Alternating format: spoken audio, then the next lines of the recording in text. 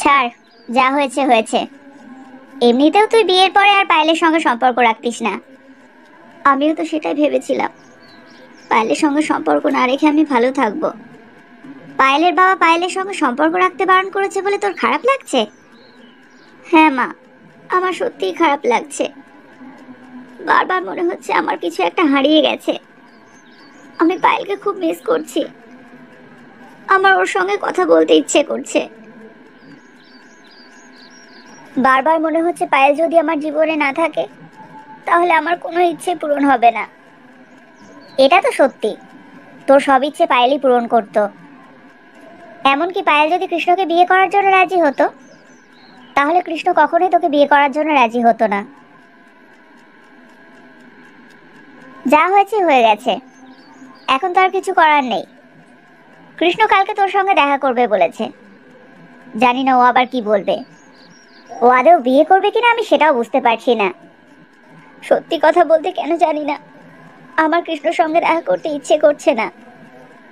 এখন আমি বুঝতে পারছি মা, পায়েল সত্যি আমার বেস্ট ফ্রেন্ড ছিল। ও যদি আমার জীবনে না থাকে তাহলে সত্যি আমার খুব কষ্ট হবে। আর পায়েল পায়েল করে লাভ নেই। পায়েলের জীবনে তুই না থাকলে ওর এমন কিছু ক্ষতি হয়ে যাবে না। আমি পায়েল আর কৃষ্ণকে এক করে দেবো মা? তার কোনো দরকার নেই। পায়েলের বাবা পায়েলের জন্য কৃষ্ণর থেকেও ভালো ছেলে খুঁজে নিতে পারবে, কিন্তু আমাদের সেই ক্ষমতা নেই। কৃষ্ণ যখন তোকে বিয়ে করতে চেয়েছে, তুই ওকেই বিয়ে করবি। তুই কি আমার উপরে রাগ করে আছিস? কই না তো বাপি। তাহলে আমার সঙ্গে কথা বলছিস না কেন? তুমি টিয়াকে এই বাড়ি থেকে তাড়িয়ে দিলে কেন বাপি? তুই আমাকে বলেছিলিস আমি যেন টিয়াকে সেরকম কোনো কথা না বলি, যাতে ও কষ্ট পায়। তাই ওকে আমি কিচ্ছু বলিনি।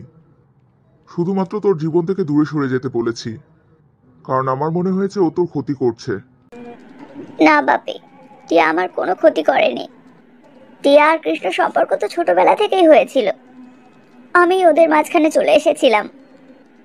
কৃষ্ণর ওপর শুধুমাত্র টিয়ারই অধিকার আছে।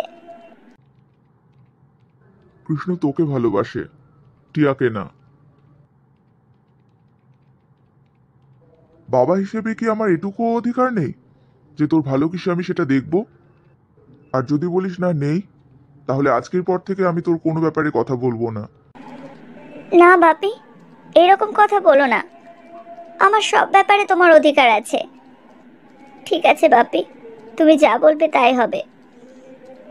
আজকের পর থেকে আমি টিয়ার সঙ্গে আর কোনো সম্পর্ক রাখবো না। তোমাকে কিছু কথা বলার জন্য আমি এখানে ডেকেছি। তোমার বান্ধবী আমাকে বলেছে আমি যেন তোমাকে বিয়ে করি। আমি শুধুমাত্র সেই জন্যই তোমাকে বিয়ে করব। লোকে জানবে আমরা স্বামী স্ত্রী, কিন্তু স্বামী স্ত্রীর মতো কোনো সম্পর্ক আমাদের মধ্যে থাকবে না। কারণ আমি খুব ভালো করে জানি তুমি আমাকে ভালোবাসো বলে আমাকে বিয়ে করতে চাইছো না, আমার সম্পত্তির জন্য তুমি আমাকে বিয়ে করতে চাইছো।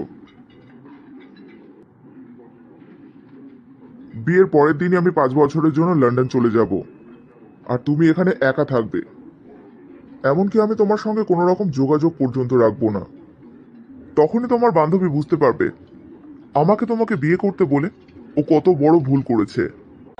তার মানে তুমি শুধু আমাদের দুজনকে শিক্ষা দেবে বলে আমাকে বিয়ে করতে চাইছো? একদম ঠিক ধরেছ। আমি তোমার সঙ্গে কোনো রকম প্রতারণা করতে চাই না, সেই জন্যই আগে থেকেই সবটা জানিয়ে রাখলাম।